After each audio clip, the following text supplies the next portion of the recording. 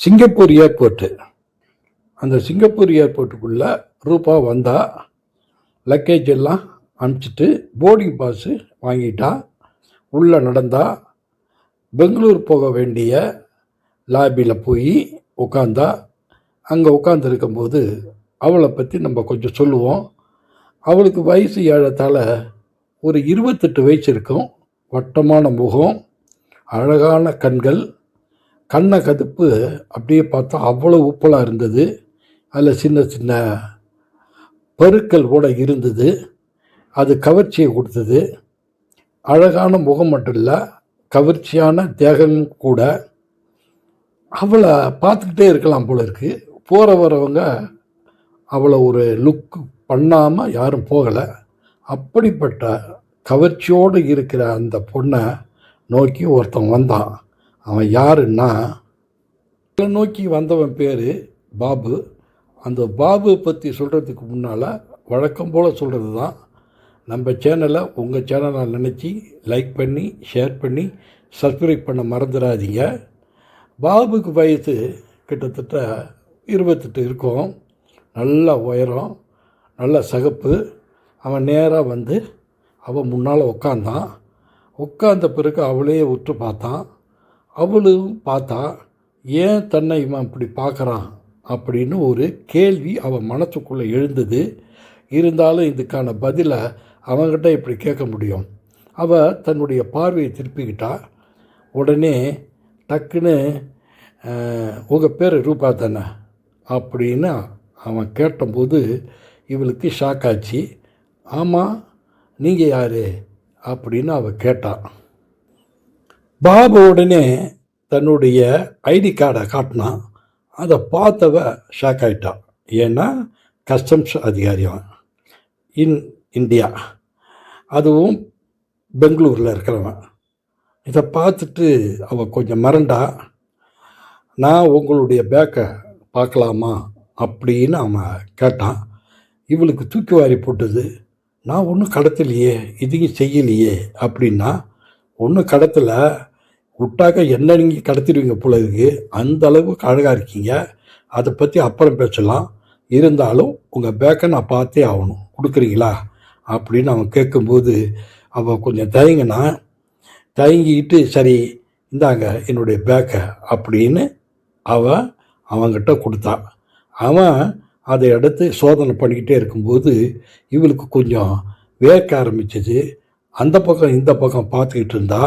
அப்போ பையிலேருந்து ஒரு தங்க பிஸ்கட்டை எடுத்தான்.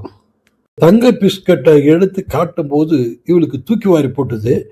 ஐயோ, சத்தியமாக சொல்கிறேன், இதை நான் எடுத்துகிட்டு வரல, எனக்கு இதுக்கு சம்மந்தம் இல்லை அப்படின்னு கத்த ஆரம்பித்தான். அவன் சத்தம் போடாதீங்க, நீங்கள் சத்தம் போட்டிங்கன்னா இப்போ போலீஸ் வரும், உங்களை பிடிச்சிட்டு போயிடுவாங்க. எதுக்கு கத்துறீங்க, பேசாமல் இருங்க. இது நீங்களும் நானும் பேசிக்கிட்டு இருக்கோம், பக்கத்தில் யாரும் இல்லை. நீங்கள் கத்தி பிரச்சனை உண்டாக்காதீங்க. உங்கள் பேக்கில் இருந்து தான் இந்த தங்க பிஸ்கட்டை எடுத்திருக்கேன், புரியுதா? இதனுடைய இது எவ்வளோ விலை, மார்க்கெட்டு என்னன்னு தெரியுமா? இப்போ நீங்கள் இங்கே பிரச்சனை இல்லை, சிங்கப்பூர்லேருந்து நீங்கள் எடுத்துகிட்டு போகிறது பிரச்சனை இல்லை. நீங்கள் பெங்களூரில் இறங்கும்போது தான் பிரச்சனை. அங்கே மாட்டினீங்கன்னா குறைஞ்சது உங்களுக்கு 2-3 வருஷம் கூட தண்டனை கிடைக்கலாம். என்ன செய்ய போகிறீங்க அப்படின்னு அவன் கேட்கும்போது வேர்த்து கொட்டி அவன் உடம்பெல்லாம் நடுங்கி இப்போ என்ன செய்கிறதுன்னு ஒன்றுமே புரியாமல் அவனை அப்படியே அழுத கண்ணீரோட அவனை பார்க்கும்போது அவனுக்கு ரொம்ப பரிதாபமாக தான் இருந்தது. உங்களை பார்த்தா ரொம்ப பரிதாபமாக தான் இருக்குது. இருந்தாலும் என்னால் முடிஞ்சது நான் உங்களுக்கு செய்கிறேன். இந்த ஹேண்ட்பேக்கில் நான் ஒரு லாக் பண்ணிடுறேன், இந்த லாக் பண்ணி வச்சுருக்கேன். இதை நீங்கள் எடுத்துகிட்டு போங்க. நீங்கள் பெங்களூரில் இறங்கும்போது உங்களை பத்திரமா ஏர்போர்ட்லேருந்து வெளியே கொண்டு போகிறது என்னுடைய வேலை. நீங்கள் அதை பற்றி கவலைப்படாதீங்க, எப்படியோ எடுத்துகிட்டு வந்துட்டீங்க அப்படின்னு அவள் சொல்லும்போது அவள் சொன்னான், சத்தியமாக சார் நான் எடுத்துகிட்டு வரல சார், எதையுமே எடுத்துகிட்டு வரல. அப்போ நீங்கள் பல தடவை பெங்களூர்லேருந்து சிங்கப்பூருக்கு வந்திருக்கீங்க, உண்மைதானே? வந்திருக்கேன் சார், பல தடவை வந்திருக்கேன். ஆனால் சில சமயம் எப்போ ஏதாவது எடுத்துகிட்டு போயிருக்கேன்.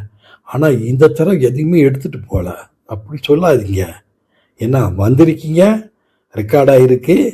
இப்போ எடுத்துகிட்டு போகிறது தங்க பிஸ்கட்டு, அதுவும் நான் பார்த்துட்டேன். அதனால் விட்டுருங்க. நீங்கள் ஏன் பயப்படுறீங்க, நான் உங்களோட இருக்கேன் அப்படின்னு ஆறுதல் சொன்ன பாபு அவகிட்ட அந்த ஹேண்ட்பேக்கை கொடுத்துட்டு, நீங்கள் கவலைப்படாதீங்க, அப்புறமா பார்க்கலாம் அப்படின்னு சொல்லிட்டு அந்த இடத்த விட்டு போயிட்டான்.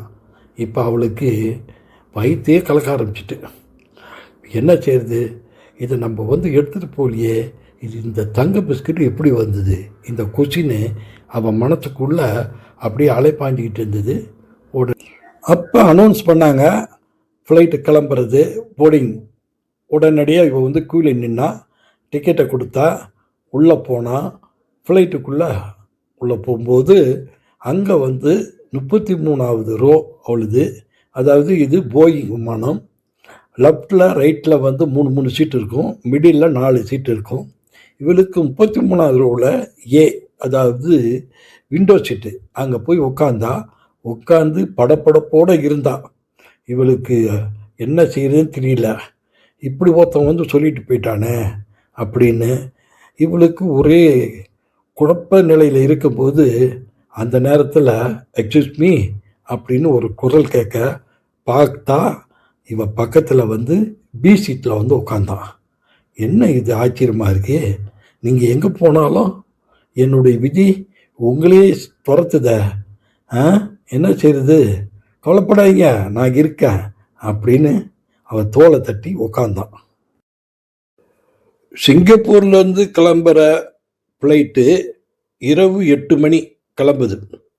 அதாவது சிங்கப்பூர் டைம். பெங்களூரில் போய் சேர்கிற டைம் ஒரு 11:30.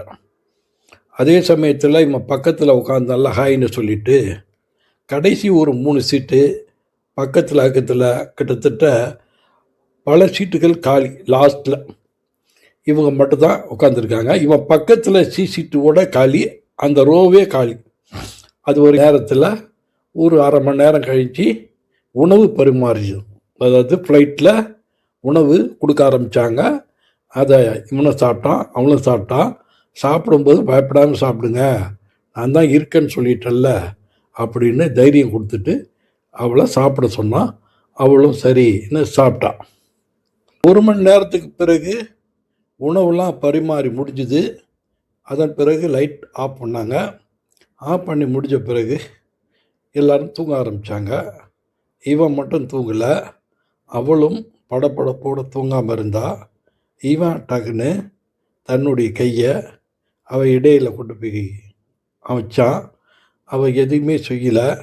நான் தான் சொன்னேன்ல, எதுக்கு கவலைப்படுற, நான் பக்கத்துலேயே இருக்கேன்னு சொல்லிட்டு அவளை தன்னோட இழுத்து அணைச்சி முத்தம் கொடுக்க ஆரம்பித்தான். இவன் மறுப்பு தெரிவிக்கலை. ஏன்னா இப்போ இவங்கிட்ட எந்த மறுப்பும் சொல்லாமல் இருக்கிறது தான் நல்லது. அதையும் மீறி ஏதாவது நம்ம நடந்துக்கிட்டாக்கா அதனுடைய விளைவுகள் வேறு மாதிரி இருக்கும்னு அந்த பயம் இவளுக்கு இருந்தது.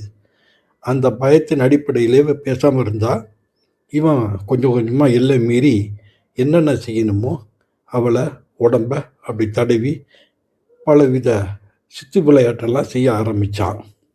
இப்படிலாம் ஃப்ளைட்டில் நடக்குமா அப்படின்னு இந்த கதையை கேட்குறவங்க கேள்வி கேட்கலாம். ஆனால் இப்படிலாம் நடந்திருக்கு. பிஸ்னஸ் கிளாஸ்லேயும் சரி, எக்ஸிக்யூட்டிவ் கிளாஸ்லேயும் சரி, சில எக்கனாமிக் கிளாஸில் கூட நடந்திருக்கு. என்ன நடந்ததுன்னா, இவன் அவளை வா அப்படின்னு சொல்லிட்டு போய் பின்னால் இருந்த டாய்லெட் அங்கே போய் கதவை திறந்து நின்னான். இவன் வேறு வழி இல்லாமல் போனான். அவள் உள்ளே போனவுடனே கதவை தாழ் பண்ணிட்டான். அப்போ ஒரு ஹேர்வர்ட்ஸ் தான் அங்கே இருந்தாங்க. உள்ளே போய் கதவை தாழ் பண்ணி அவளை கட்டி அணைச்சி அவளுடைய விருப்பத்தின் அடிப்படையிலேயே ஒரு உடல் உறவு நடந்து முடிஞ்சு ஒரு 15 நிமிஷத்தில் இவன் வெளியே வந்துட்டான். அதுக்கு பிறகு அவள் வெளியே வந்தாள். அது காரணம் அங்கே பின்பக்கம் இருக்கையில் காலியாக இருந்ததுனால. இதெல்லாம் சில சமயம் ஃப்ளைட்டில் நடக்கிறது உண்டு. சில சமயம் இந்த ஹேர் கட்டர்ஸுங்க இதை பார்த்துட்டு கண்டும் காணாமலும் போயிடுவாங்க. இருவரும் இருக்கையில் உட்கார்ந்த பிறகு கூட அவனுடைய சித்து விளையாட்டு தொடருது. அதன் பிறகு 2 பேரும் தூங்கிட்டாங்க கொஞ்ச நேரம். கரெக்டாக இரவு 11:30 மணிக்கு பெங்களூர் ஏர்போர்ட்டை வந்து அடைஞ்சது. அப்போ அவளுடைய ஹேண்ட்பேக்கை வாங்கி லாக்கை ஓப்பன் பண்ணி, நீ தைரியமாக போ, ஒன்றும் நடக்காது அப்படின்னு தைரியம் சொல்லி அனுப்பிச்சான். இவனும் தன்னுடைய லக்கேஜ் எடுத்துக்கிட்டு வந்தான்.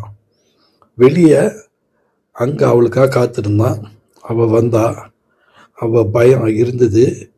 எப்படியோ நான் தப்பிச்சிட்டேங்கிற மாதிரி அந்த ஃபீலிங்கை அவன் முகத்தில் தெரிஞ்சுது. நான் தான் சொன்னேன்ல, எதுவுமே நடக்காது அப்படின்னு சொல்லி அவளுடைய ஹேண்ட்பேக்கை வாங்கி அதில் இருந்த பிஸ்கெட்டை, தங்க பிஸ்கெட்டை எடுத்தான். தகன்னு இருந்தது. டக்குன்னு அதை வாயில் போட்டு மண்ணான். அது ஒரு சாக்லேட்டு. இது எப்படி வந்ததுன்னு கேட்குற? சிங்கப்பூர் ஏர்போர்ட்டில் நீ உட்காந்துருக்கும் போதே உன்னுடைய பேக்கை வாங்கி நான் என்னை பற்றி சொல்லும்போதே நீ பயந்துட்ட.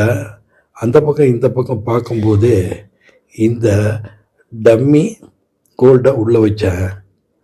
இதை காட்டி தான் உன்னை நான் என் ஆசைக்கு உட்படுத்தினேன். என்னை மன்னிச்சிது. உன் அழகை ரொம்ப எனக்கு வந்து மெய்மறக்க வச்சது. அதனால தான் இப்படி செஞ்சேன். சாரி. வெளியே வந்து அவன் வெளியேறிட்டான். இவ ஷாக் ஆகி அப்படியே நிற்கிறான். இப்படி நம்ம ஏமாந்துட்டோமே.